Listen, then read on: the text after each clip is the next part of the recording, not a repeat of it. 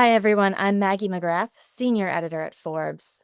On Monday, China warned other countries to not curb their trade with China in an attempt to curry favor with US President Trump. Joining us to discuss this political landscape on a global level is Liana Fix.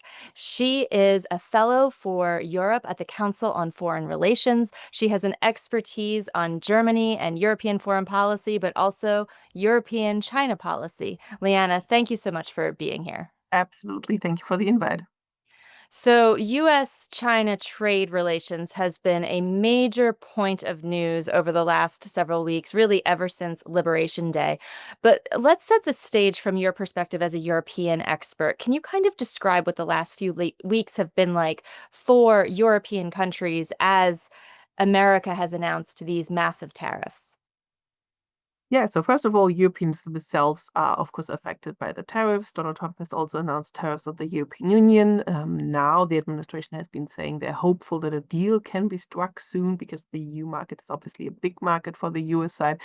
But then the problems between the US and China, the wildly escalating trade and tariff war between the US and China, and the fact that they are still looking for an exit strategy out of this escalation spiral also has implications for Europe. Because if China doesn't have access to the US market anymore, and China has become an export superpower, something that Germany has been in the past, has now been taken over by China. China is exporting massively and has huge overcapacities in many industrial goods and many consumer goods.